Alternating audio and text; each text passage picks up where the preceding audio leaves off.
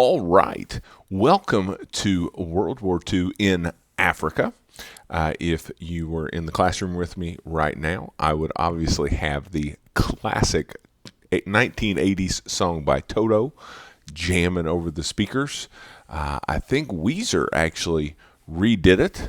So if I was feeling especially hip, maybe I'd have that one going. So if you just want to pause this, pull up YouTube and play one of those right now to set the mood, feel free. All right, welcome back. So we're going to talk about World War II in Africa. Now, I know we've talked about a European theater, we've talked about a Pacific theater. Where does Africa fit in? And actually, some of the first American fighting that we're going to see happening is going to happen on the continent of Africa. This is Africa, right? Just directly there below Europe, separated by the most part by the Mediterranean Sea. And so for a long time, Africa had been subject to colonization. And so the French and the British, especially in the northern part of Africa, have a lot of colonies. Those are under the influence of those particular countries. And so it's kind of natural that they might have a part to play. The other big thing is going to be Italy and Italy's aspirations of having a second Roman Empire. But most of the action we're going to see, and I've got a couple other maps we'll see as we go through, is going to happen in that upper part of Africa during World War II. This is a quote I always thought was very good from an African native, though, about World War II. It said, "This is a European war, fought with European weapons against a European enemy. We take to little account of this." And so basically the idea was, outside of some colonial troops that are going to fight for the British, for the most part, Africa is just the backdrop. These countries aren't necessarily taking a super active part in what's going on. For them, European colonizers are going to be European colonizers. Right? What would it make any difference who is winning? Maybe this particular war. The Axis powers are going to go to Africa for territory. Mussolini, the leader of Italy, figures out pretty quick that Hitler is going to take Europe for himself. He, though, is dedicated to this idea of getting an empire back for Italy, right? He wants to reestablish the Roman Empire. And so since he can't go to Europe where a lot of those holdings were, he's going to turn his sights on Africa. The Italian army doesn't meet with much success in Africa, though. And so, as happens a couple of different times during World War II, we'll see Adolf Hitler bail out his friend Benito Mussolini. He sends Erwin Rommel, who is actually one of our guys from Visuals, and the Africa Corps down to fight. Rommel is an extremely good military officer. He becomes known for his winning tactics in northern Africa by the moniker the Desert Fox. He's a tank commander, literally writes the book on tank tactics, and so he's going to be there. Going to be fighting at first against the British and then the French resistance, but eventually this guy, and I'm sure he may have just sent Franklin Roosevelt a print of this picture and said, "How do you not want to come help me out in World War II?" But Winston Churchill is going to help the United States decide that this is where they're going to open a second front. Now think about where we are in the war at this point. It's 1942. We have built up very quickly after Pearl Harbor. We're sending troops over to try and help the British, who are kind of trapped on their island, and then the Soviets on the Eastern Front, who are bearing the brunt of Nazi attack. And so Joseph Stalin is begging the United States, take attention away from the Eastern Front. Open up somewhere where Hitler's got to pay attention to that's not just us. He originally wanted the DDay Invasion to happen in 1942, but the American military commander said we're not strong enough to do that yet. That invasion from England over into France. But said, you know what, we'll go down into Africa. It's almost the same thing. You don't want to go against those elite troops. We didn't have a very large standing army. An awful lot of the guys we're going to be sending are volunteers or were drafted. And so what they're going to want to do is to get a little experience for those troops. Now, it's not to say the bullets and the guns and the tanks weren't real, but the more experienced soldiers would have been guarding Europe, wouldn't have been the ones that they sent to Africa. Biggest battle that happens during this time is the Battle of El Alamein. The Battle of El Alamein, one of the reasons Hitler wanted part of Africa was it's a gateway to the Middle East. There's this thing called the Suez Canal that ran through Egypt and connected the oil fields of the Middle East to the Mediterranean. And so that obviously would have been very handy for either side to have access to. And so the British are going to fight to keep control of that away from the Nazis. And they're being led by a guy named General Bernard Montgomery, who will have a part to play in the race towards Germany after D-Day as well. But he's going to beat back the Germans. This is significant. This battle is significant because this is the end of German expansion. After the Battle of El Alamein, they're only going to be shrinking. This is as big as the German Empire is going to get. It's kind of the same way as the Battle of Midway in the Pacific. That's as big as the Japanese Empire is going to get. So every day after this, they're shrinking to some degree. Winston Churchill says this, got a couple of great quotes. Before Alamein, we'd never had a victory. After Alamein, we'd never had a defeat. Now, he's a politician. That's a bit of what we call hyperbole or exaggeration. But he wanted people to, he's trying to show people the importance of this victory. He said this in the time period, though. He said, now this is not the end, and it's not even the beginning of the end, but it is perhaps the end of the beginning. So just because we got this victory doesn't mean that the war is going to be over by Christmas, but it may mean that momentum has shifted towards our side. The Americans are first going to participate in something called Operation Torch. Now, we talked already about Vichy France, right, under the leadership of Marshal Patton. This was the French government that had been installed by the Nazis when they took over France. And so these are Nazi sympathizers. Charles de Gaulle is going to be leading the resistance. And one of the big places where the resistance is going to operate from is Casablanca. Now, remember back in the early war video, we talked about that movie that's there in the film library, but does a nice job of showing some of the French resistance there. But we're going to come into these three places, not going to meet with a whole lot of success. Our first encounters with the Germans are humbling, to say the least. And so they're going to have to call in somebody they feel like to inflict some discipline on American troops. And the guy they're going to get is my favorite guy from World War II, General George S. Patton.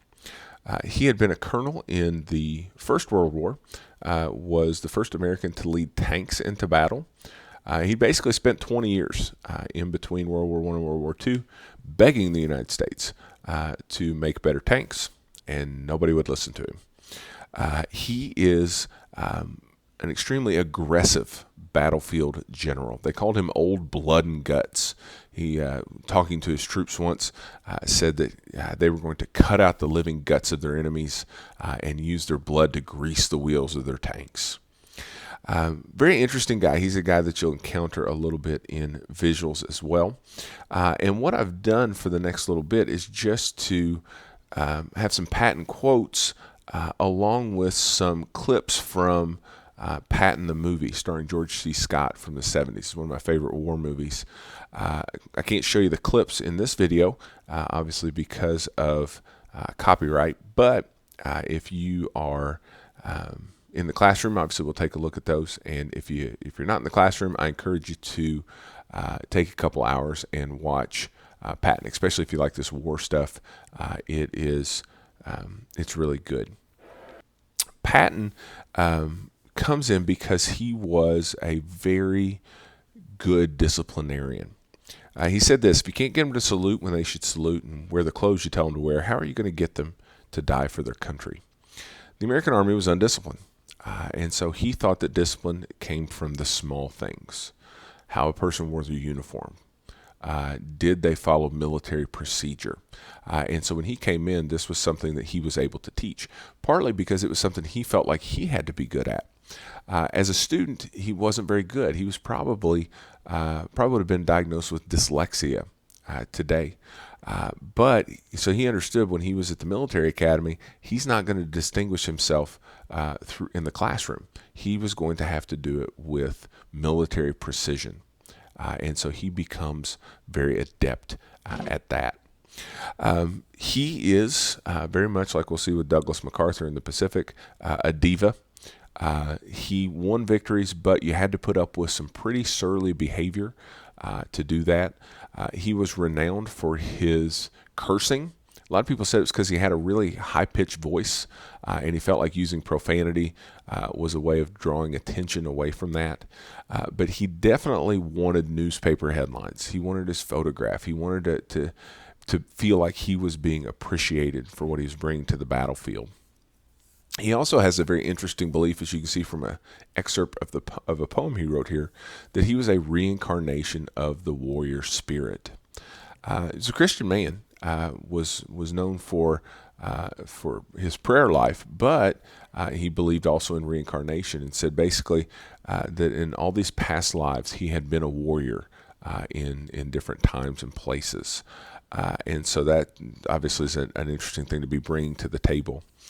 He was always worried that he was going to chicken out. There's a famous story told when he goes to the military academy that he was worried he wasn't going to be very courageous, especially he worried when bullets started to fly on the battlefield. So he goes out onto the shooting range, and when he gets out on the shooting range, he goes out to where they put the targets up. There was a trench that was there for the guys that are hanging and taking the targets down, and he would wait until guys were firing, and then he'd pop his head up because he said he wanted to feel the bullets whiz past his head. Now, obviously, this is a little bit odd. And so one of his company commanders finds out and wrote his fiancée a letter. She writes Patton a letter and says, dude, look, if you're this unhappy being engaged to me, we could break this off. And he sends her something back and says, no, that's not it at all. He tells her the thing about courage. And she kindly suggests to him that maybe he find another way of testing his courage rather than let live ammo whiz past his head. So he really had a problem with people who he felt like weren't doing their duty.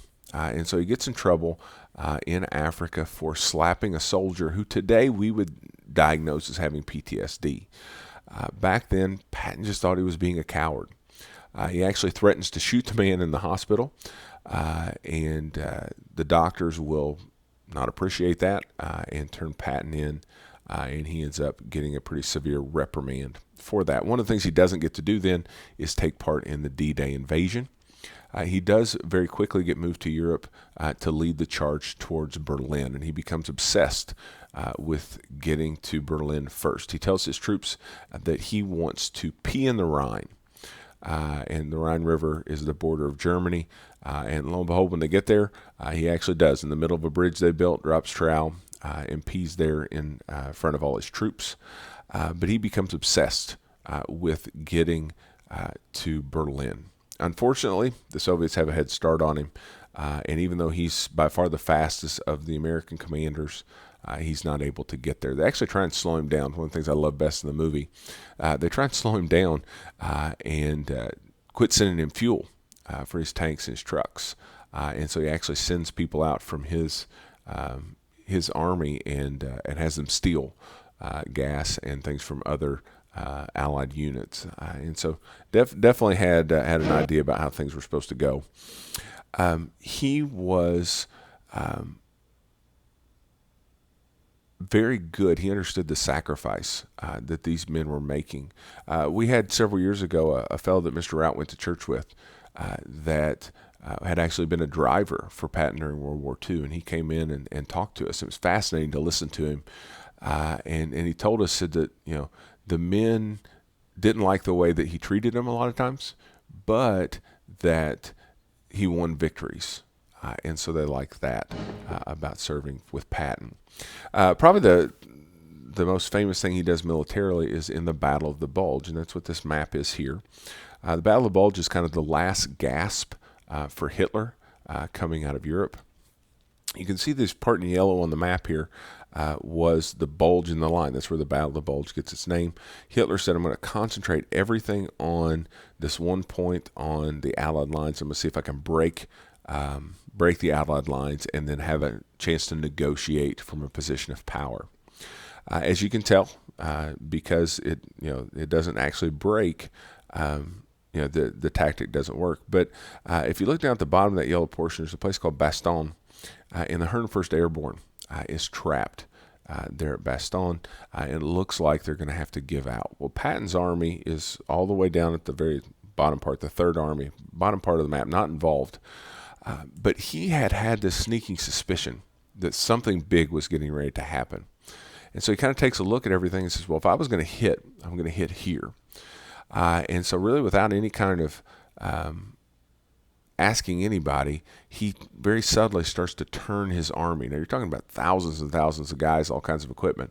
Starts to turn them in the days before the Battle of the Bulge. When the Battle of the Bulge happens, everybody's taken by surprise but him. And he's at this meeting of military commanders. They're talking about what they're going to do about the 101st Airborne. And basically said, well, there's nothing we can do for them. And he says, let me go. I'll get there, and I'll help him out. Basically, they tell him it's impossible. He says, no. He said, I can do it. Now, they don't know that he's already been moving his army, so he's already got a lot of the work done. And so when he's given permission, he pulls off a miracle.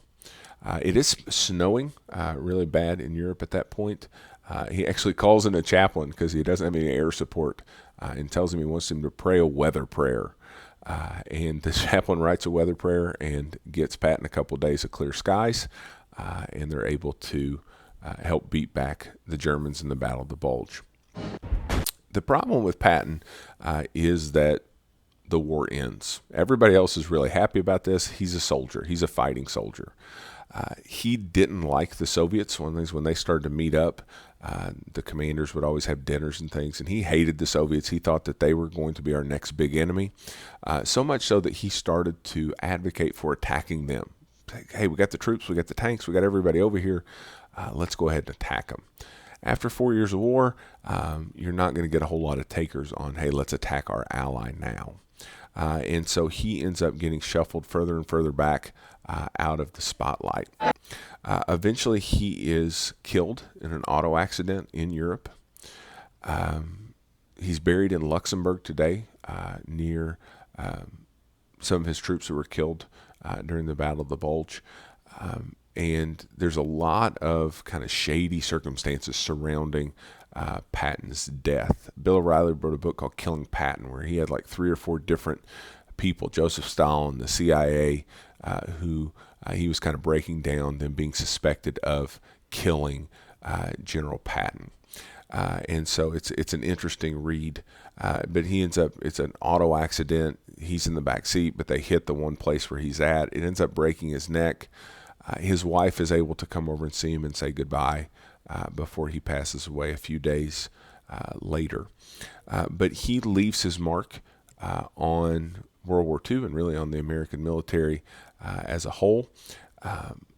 But like I said, my favorite guy from World War II, I really like reading things about Patton, and I think he's an interesting guy to study about. So if you're interested, I'll throw some videos up on the playlist for you to get a little better view. You can even hear his kind of high-pitched voice. If I can find it, I'll throw up the opening thing from Patton as well. It's a really famous movie scene with George C. Scott.